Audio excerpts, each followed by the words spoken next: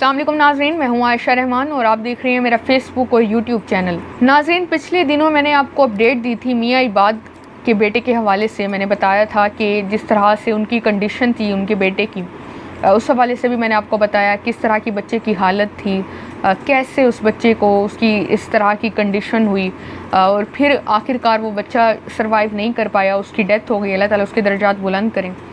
फिर जनाज़ा देखा गया, बड़ा ही ज़्यादा लोग आए थे जनाजे में शिरकत करने के लिए। अब नाज़रीन कुछ मज़ीद अपडेट्स आ रही हैं और पिछले दिनों कोशिश करी थी कि इस हवाले से भी आपको अपडेट दूं, क्या ये सारा असल मामला है।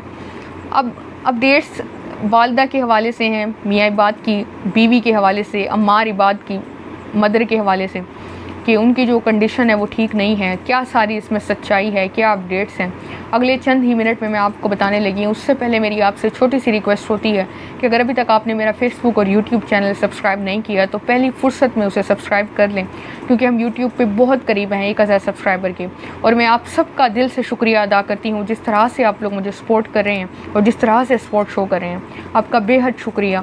अब नाज़रीन हुआ कुछ इस तरह से है कि मियाँ इबाद के बेटे की डेथ हो चुकी है। जो मामलात हमारे मुल्क में इस वक्त चल रहे हैं, आप ख़बरें भी सुन रहे होंगे कि पेट्रोल सस्ता होने जा रहा है। मैंने भी ये ख़बर पढ़ी, मैंने अपनी, अगर आप मुझे फेसबुक पे फॉलो कर रहे हैं, मैंने आपको गुज़िश्ता वीडियोस में भी बताया कि मैं अक्सर व बेशतर अगर उसी टाइम वीडियो नहीं बना सकती तो मेरी कोशिश होती है कि मैं अपने फेसबुक पेज पे, इंस्टा पे या शॉर्ट वीडियो टिकटॉक पे बना के अपलोड कर दूँ। मेरे सारे अकाउंट्स की लिंक डिस्क्रिप्शन बॉक्स में मौजूद हैं, वो आप जाके फ़ॉलो कर सकते हैं। तो वहाँ पे मैंने आपको बताया कि पेट्रोल के जो प्राइसेस हैं वो शायद ये कहा जा रहा है कि कम होंगे, लेकिन मैं अगर आपको सच बताऊँ ना, सच बात बताऊँ, मुझे नहीं लगता कम हो। अक्सर देखा गया है कि हम लोगों को बड़े बड़े सरप्राइज़ मिलते हैं। वो तो कुछ इस तरह से है हमारी मासूम आवाम के साथ कि 10 रुपये पेट्रोल कम किया जाता है और फिर 10-15 दिन के बाद वही पेट्रोल 25 रुपये बढ़ा के वो जो सारा एक उनका मार्जिन होता है वो फिक्स हो जाता है। आवाम को जो एक थोड़ा सा रिलीफ मिल रहा होता है, सुख का सांस मिल रहा होता है, वो ही थोड़ा बहुत मिलता है, वरना फिर नहीं है चांसेस। देखें क्या होता है, जो अपडेट होगी वो मैं लाजमी अपने डिजिटल मीडिया चैनल्स पे दे दिया करूँगी, ख़ासकर फेसबुक पे और टिकटॉक या इंस्टाग्राम पे।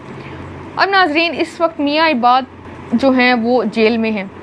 उनको उनके बेटे की जनाजा पढ़ने के लिए भी थोड़ी सी देर की मोहलत मिली। फिर ये भी ख़बरें आई कि जब उनको घर ले जाया गया, जब कुल थे, कुरान खानी थी, उस दिन भी घर ले जाया गया तो ये इंस्ट्रक्शंस दी गई कि आप लोग अपने मोबाइल फ़ोन्स बंद कर लें और फिर उसके बाद मुलाकात चंद ही घंटे की कराई गई। नाज़रीन ये बहुत मुश्किल वक्त होता है कि आपकी औलाद आपके सामने उसकी डेथ हो चुकी है या वो तकलीफ़ में है। काशिफ अब्बासी जो हैं बहुत बड़े सहाफ़ी हैं, उनका भी मेरे पास ट्वीट मौजूद है, मैं आपको बताती हूँ। अब जैसे ही ये खबर आई थी उनके बेटे के हवाले से, तो उनकी वाइफ की फिर खबर आई कि उनकी वाइफ की भी कंडीशन बिल्कुल वैसी है जैसे मियाँ इबाद के बेटे की थी। नाज़रीन मैंने कुछ रिसर्च की थी इस हवाले से, तो मुख्तलिफ बड़े बड़े मीडिया चैनल्स हैं जैसे कि वॉइस ऑफ अमेरिका हो गया, मैं उनकी रिपोर्ट पढ़ रही थी तो मैंने देखा कि उन्होंने बहुत अच्छी रिपोर्ट एक बनाई। उन्होंने बताया कि ये जो एक सिंड्रोम होता है कि अगर आपका प्यारा, आपका लव्ड वन आपसे दूर हो जाए तो आपको एक तरह की मेंटल डिसऑर्डर टाइप एक बीमारी होती है कि आपको बहुत तकलीफ़ होती है उससे और फिर उससे जान भी जा सकती है। मियाँ इबाद के बेटे को भी वही लाहक हो गई थी। अब मियाँ इबाद का बेटे का मैं आपको शॉर्ट से बताती चलूँ तो बहुत ज़्यादा वो अपने वालिद के करीब थे। वालिद की जब गिरफ़्तारी हुई तो उसके बाद फिर उनकी वाइफ को गिरफ़्तार किया गया। एक बच्चे के सामने उसके बाप को गिरफ़्तार किया जाना, फिर उसके वालदा को गिरफ़्तार किया जाना और फिर उसकी दादी को घसीटते हुए जाना और आखिर में वो जो उनके चचा हैं, फिर एक भाई है। ये मियाँ इबाद के 4 बच्चे हैं, ये दूसरे नंबर पर उनका बेटा था अम्मार इबाद। अब नाज़रीन अम्मार इबाद के बड़े बेटे ने एक बयान भी दिया, बड़ा तकलीफ़ दे था। मतलब आप देखें कि किस तरह से लोग हमारे मुल्क से छोड़ते हुए जा रहे हैं हमारे मुल्क। उन्होंने कहा कि मैं ये चाहता हूँ कि जैसे ही मेरे वालिद जेल से वापस आएंगे हम फ़ौरन यूके चले जाएंगे, हम पाकिस्तान कभी भी वापस नहीं आएंगे।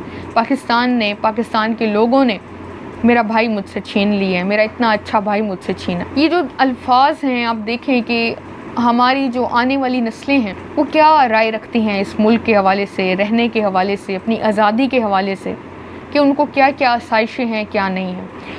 मुल्क जो है वो बहुत मुश्किल वक्त से गुज़र रहा है, इकॉनमी के लिहाज से भी और दूसरे लिहाज से भी।